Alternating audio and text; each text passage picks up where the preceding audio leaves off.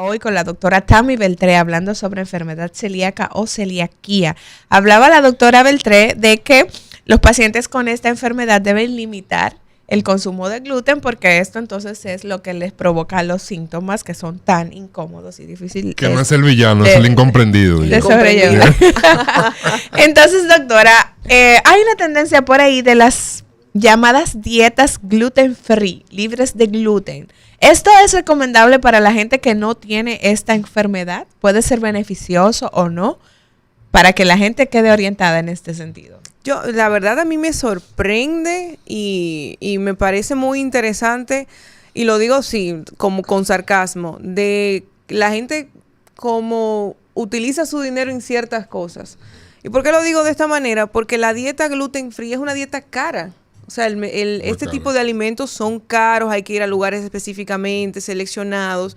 Entonces, si a usted no se le ha hecho ningún tipo de diagnóstico, no ha ido donde ningún médico, no se le han hecho estudios genéticos, histológicos a través de los estudios endoscópicos, no se le ha medido por estudios de laboratorio ninguno de las sustancias que se deben medir para saber si usted tiene o no enfermedad celíaca, y usted ni siquiera tiene los síntomas, ¿por qué está consumiendo una dieta gluten free? Entiendo que no debería, es una tontería, y me disculpan los que lo hacen, porque si usted no tiene ni la sintomatología ni el diagnóstico, no tiene por qué utilizar su dinero en eso. Mejor vaya hacia la playa. Eso significa entonces que por el hecho que yo consuma estos alimentos que contienen gluten, si mi organismo no tiene la condición previa genética, no me hace ningún efecto. No puedo desarrollar posteriormente una enfermedad celíaca porque consuma durante mucho tiempo estos productos. Tocó un punto importante. Está la enfermedad, la sensibilidad al gluten no celíaco.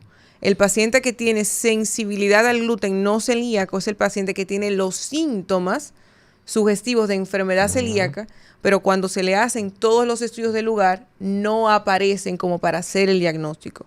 Y cuando se retiran los alimentos que contienen gluten, el paciente mejora. Ese grupo de pacientes sí, pero es un paciente que fue al médico, que el médico hizo todo el arsenal correspondiente, mejoró a la dieta libre de gluten, y ese sí es el que está dentro de ese cuadro. Pero no el paciente que vio en una publicación, en un programa, en algo, esto, y dijo, no, déjame inventar y comenzar a consumir ese tipo de alimentos. No es necesario. Si usted lo quiere hacer, bueno, siéntase libre y en todo su derecho, pero no es necesario hacer una dieta libre de gluten si usted no tiene ninguna manifestación, ninguna sintomatología que lo justifique. Entonces, aquí sí me crucé un poquito, doctora. ¿Cuál es la diferencia entre ese paciente celíaco y el paciente que tiene sensibilidad al gluten no celíaco? Básicamente radica en los medios diagnósticos. El paciente que tiene sensibilidad al gluten no celíaco no cumple los criterios para el diagnóstico de enfermedad celíaca, pero tiene las mismas manifestaciones clínicas. Y se trata igual. Y cuando se trata de la misma manera, responde a ese tratamiento. ¿Cuál es entonces, esa cantidad de estudios o de análisis que ustedes como especialistas mandan al paciente que llega con estas manifestaciones para poder establecer el diagnóstico? ¿Y cuál es la diferencia en los resultados para decir este es un paciente celíaco o este simplemente es un paciente que tiene sensibilidad al gluten pero no es celíaco? Muy bien. En el caso de los pacientes que tienen la clínica sugestiva, se le manda a hacer de inmediato. Pero hay pacientes, como habíamos mencionado, que quizás no tienen un cuadro clínico tan florido, porque no vamos a enviarle a hacer este tipo de estudios a un paciente que solamente tenga distensión abdominal, o un paciente que tenga anemia en estudio, o un paciente que tenga elevación de las transaminasas. No. Son diagnósticos que se van pensando por descarte. Cuando ya abordamos un grupo de enfermedades que son mucho más frecuentes, entonces es que pensamos en este tipo de entidades. ¿Cómo se podría abordar o cómo entiendo yo que es un buen abordaje clínico? Bueno, se realiza en el laboratorio pertinente. Si es un paciente que tiene anemia o tiene elevación de transaminasa, como hemos mencionado varias veces, se va a pensar un poco más, y ya enfocándonos a la enfermedad celíaca se puede hacer antitransglutaminasa tisular. Es un marcador muy sensible, pero no necesariamente tan específico. Si ese paciente tiene ese marcador positivo, entonces ya se puede buscar uno quizás más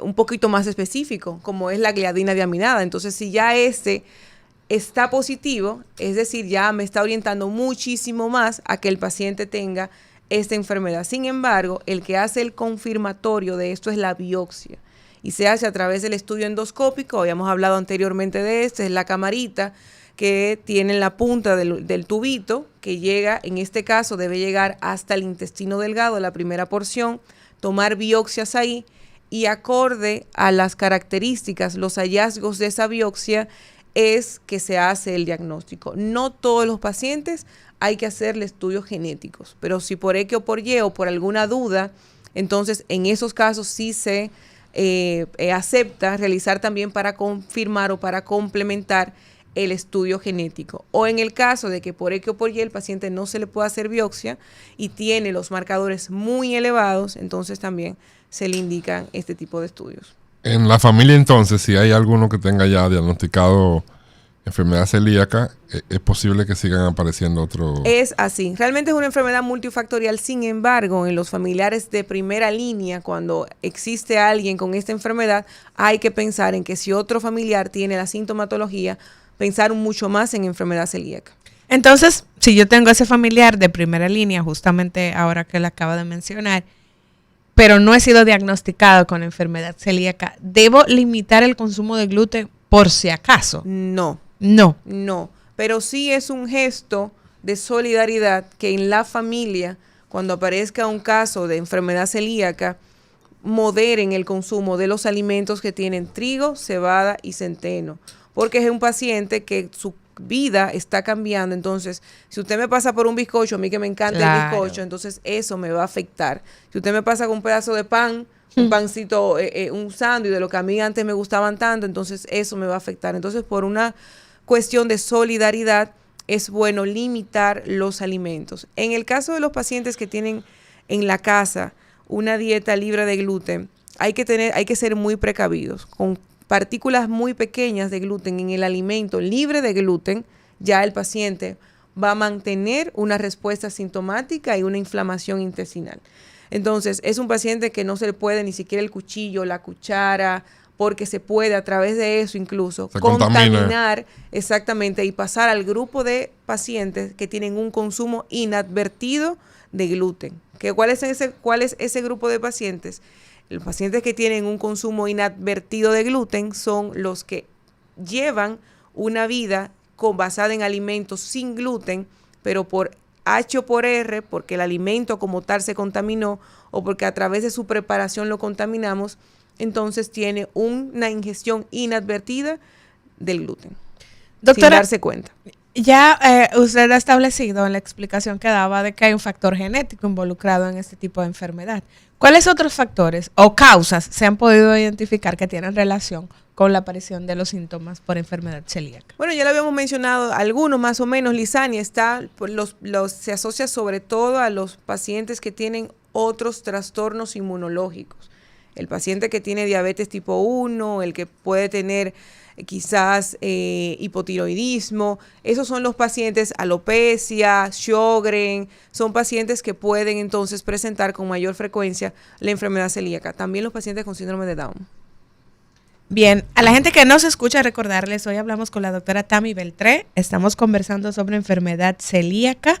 Si usted tiene alguna manifestación de estas que ella ya ha explicado, puede comunicarse con nosotros al 809-682-9850. También puede hacerlo a través de la línea internacional 833-380-0062. O si usted tiene cualquier otra duda de tema de gastroenterología, también puede llamarnos. No debe limitarse al tema de hoy, porque la doctora Tami siempre está aquí en la mejor disposición de poder responder a sus inquietudes. Usted hablaba, doctora, de que la enfermedad celíaca suele dañar al intestino. ¿De qué manera daña la enfermedad celíaca al intestino de ese paciente que padece la enfermedad? Bueno, como es una reacción inmunológica, se depositan unas celulitas que se llaman linfocitos de manera crónica, se mantienen ahí por mucho tiempo y va aumentando. Estas quizás serían las primeras manifestaciones que aparecen y por eso se le hace la biopsia. La biopsia tiene una clasificación que se llama MARSH, que cuando es el MARSH tipo 1 aparecen eso, muchos linfocitos. En el MARSH tipo 2, entonces hay una inflamación de esas vellosidades. Recordar que las vellosidades son las que se encargan de absorber esos nutrientes y de ahí entonces muchas de las manifestaciones clínicas que tienen estos pacientes. Entonces, cuando ya hay una hiperplasia de esas vellosidades, sigue avanzando por la persistencia, exposición al gluten, y lo que aparece después es que se aplanan, hay atrofia de esas vellosidades, y en dependencia de la intensidad de esa atrofia, entonces ya se va a clasificar en MARSH tipo 1 leve, 2 moderada y 3 ya muy severa, que son los pacientes que tienen una marcada sintomatología porque ya no está absorbiendo prácticamente nada. Y son pacientes entonces que cuando ya llegan a ese grado, esa condición, incluso parece una enfermedad inflamatoria intestinal, que es una enfermedad también gastrointestinal, que tiene muchas manifestaciones, es muy sintomatológica, y entonces cuando ya el paciente con enfermedad celíaca llega a este punto, se complica un poquito más. Me hicieron el diagnóstico, me confirmaron por biopsia que tengo una enfermedad celíaca, me organizan una dieta libre de gluten porque me la merezco. A partir de ahí ya no necesito tener otro tipo de cuidado, simplemente eliminar bueno, dijimos que no es el villano, es el incomprendido. El incomprendido. El incomprendido gluten. Elimina el incomprendido y ya puedo entonces tener una vida sin síntomas. Sí, la mayoría de los paso pacientes bien, me voy a No la necesita playa, medicación. No. me tomo un roncito, una copa de whisky. Eso no tiene hielito, sí se puede. Cerveza no. Cerveza no. Pero, porque yo sé que hay un grupo de pacientes que está ahora mismo malo, hay un tipo de cerveza que está libre de gluten, o sea que la puede consumir. No todo está perdido, ¿eh? Usted hablaba de que estos pacientes pueden desarrollar enfermedad inflamatoria intestinal. ¿Cuáles otras complicaciones están asociadas a la enfermedad celíaca? En esos pacientes que se descuidan con su dieta, por ejemplo. Y más que desarrollarla, porque quizás no me expliqué de la mejor manera, se parece mucho a la enfermedad inflamatoria intestinal. Eso es cuando el paciente se tiende a complicar. Otro punto importante en estos casos es que ese paciente tiene una mayor predisposición a cáncer, al linfoma de células T y también al adenocarcinoma de colon. Entonces, este tipo de pacientes siempre lleva un seguimiento por nutrición y por gastroenterología para evaluar estas entidades. Y también son pacientes que cuando se cronifica, no hay un tratamiento adecuado, puede tener inflamación intensa, incluso esa inflamación llegar a las porciones distales como la enfermedad inflamatoria intestinal, por eso también se parece mucho, y dar sintomatología muy severa. Bien, entonces hablaba, doctora, de la importancia de dar apoyo a ese paciente celíaco, sobre todo en casa, cuando ese paciente está sometido a una dieta, tratar de apoyarle con lo que comemos en casa. ¿Cuál es el impacto en la calidad de vida que tiene la enfermedad celíaca para ese paciente? Hay que ver, como dije ahorita, su vaso medio lleno. Si bien es cierto que se van a eliminar muchos alimentos que se consumen con frecuencia, a veces esas harinas lo que van a predisponer es a la obesidad. Entonces, una dieta saludable usted sí la puede tener. Lo que se recomienda es siempre ingerir alimentos frescos, alimentos no procesados, y van a tener un alto contenido, un valor nutricional importante, y usted va a tener entonces una mejor calidad de vida sin darse cuenta. Va a consumir muchas frutas, vegetales, carne, todos los tipos de carnes, entonces y puede consumir maíz y tratar como de reinventarse. Quizás no puede consumir harina de trigo, pero bueno, puede consumir maíz. Si la avena es una avena que se sabe que está bien procesada en la industria, entonces también la puede consumir, ¿por qué no? Y mucho más si eso no le provoca ninguna sintomatología extra. Entonces es tratar como de organizar su propia dieta y el paciente le va a ir muy bien. Bien, a la gente que nos escucha, ya hemos mencionado en varias ocasiones en el día de hoy de cómo usted puede comunicarse con nosotros. Puede llamar al 809-682-9850, la línea internacional 833-380-0062 o ir hasta nuestro canal en YouTube, Rumba FM, por allí dejarnos sus preguntas. Está Daris Alexander en nuestro canal de YouTube, doctora, y él quiere saber si una persona con celiaquía por comer pan puede evacuar con mal olor. Pues el pan tiene trigo y es un trastorno malabsortivo, entonces sí. Lo que hay que ver es realmente si esa persona está diagnosticada con enfermedad celíaca. Entonces, si realmente tiene enfermedad celíaca, sí, lo puede hacer, por lo que ya habíamos comentado. Alimentos que contengan trigo van a provocar sintomatología sugestiva, van a provocar síntomas de enfermedad celíaca. Si el paciente tiene ya no solamente la predisposición, sino la reacción inmunológica que manifiesta la enfermedad. Como hemos dicho aquí, el que tiene ya celíaca diagnosticada tiene que olvidarse de que existen esos alimentos sí. que son derivados del trigo, Sí. cebada, centeno, en fin. Entonces eso el que tiene el diagnóstico definitivo ya tiene que olvidarse de eso. Y tiene otras alternativas. Entonces, en el caso de las alternativas para la alimentación de estos pacientes que ya dijimos, ya usted dijo, doctora, que el que tiene un diagnóstico de enfermedad celíaca, si lleva su dieta adecuada y elimina el gluten, pues podrá tener una vida, una buena calidad de vida. Y hay un montón de alimentos que no contienen gluten y que lo puede consumir el celíaco. Entonces no hay tampoco que... No se le va a acabar el mundo al que se le dedica a la celíaca. Claro que no. Y va a llevar una vida muy saludable, muy saludable, porque muchos de los alimentos que se están quitando son alimentos procesados.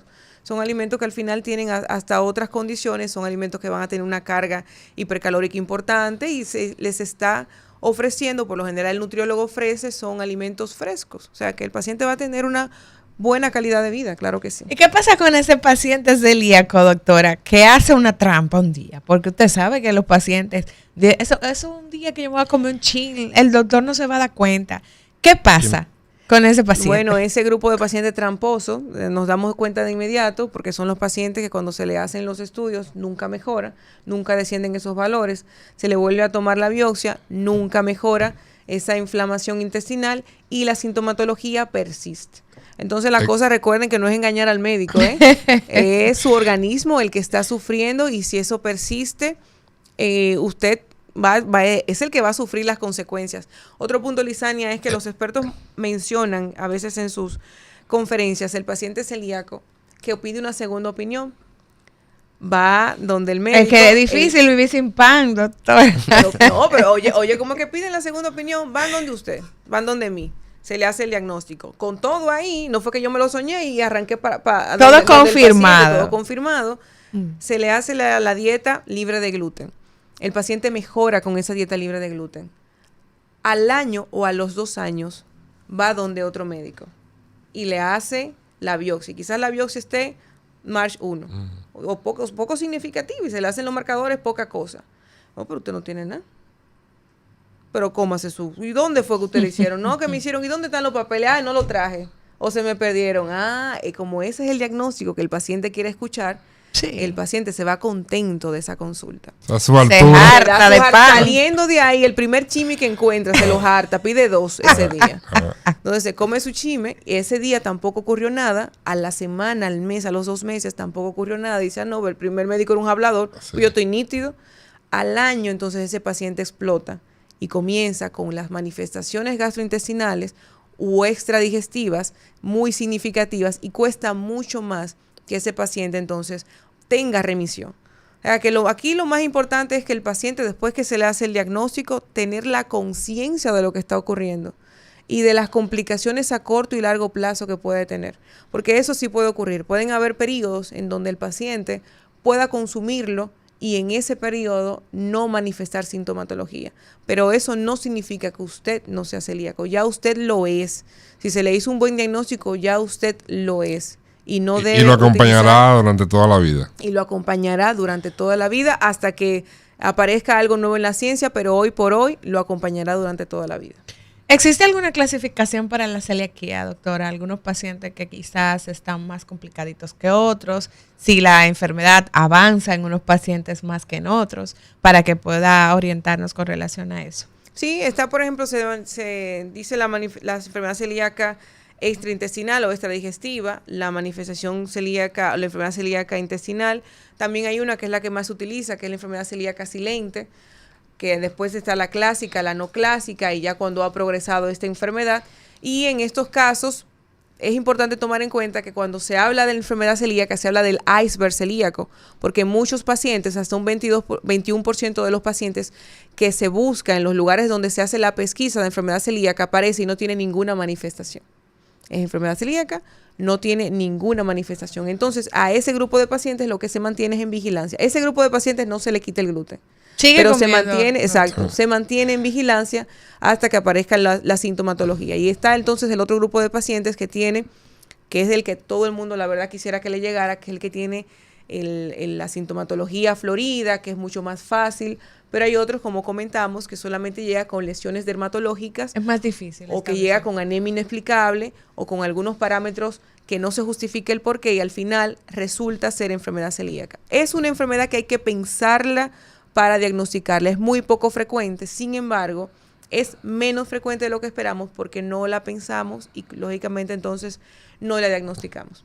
El pediatra entonces que diagnostica más celíaca. El pediatra diagnostica muchas enfermedades celíacas. Tiene la forma de presentación infantil, esa es otra clasificación, y la forma de presentación en el adulto. En el periodo entre los 6 meses y los 2 años es donde más se diagnostica enfermedad celíaca y es algo lógico. ¿Dónde es que empezamos a introducir el gluten? Los alimentos, el trigo, es en ese periodo. Entonces, ese paciente, ese niño, ese lactante, en ese momento empieza a tener la sintomatología, que es una sintomatología muy típica, muy florida. Entonces, en estos casos, el adulto tiene una distensión abdominal discreta. El niño se le inflama esa pancita que parece que está lleno de parásitos, como dicen en la casita. Tiene un retardo en el crecimiento, un retardo en el desarrollo. ¿Es ese niño que vomita mucho también o no? ¿No tiene relación? Pudiera ser, pero sobre todo en estos casos, el niño lo que tiene es, como tiene poca tolerancia, mucha distensión abdominal, bajo peso, poco desarrollo en su crecimiento, en su neurodesarrollo incluso. ¿Cómo establecer el diagnóstico y qué hacer con esos pacientes pediátricos? Vamos a conversar luego de esta pausa, así que ustedes no se muevan, regresamos en breve con más aquí en Cátedra Médica.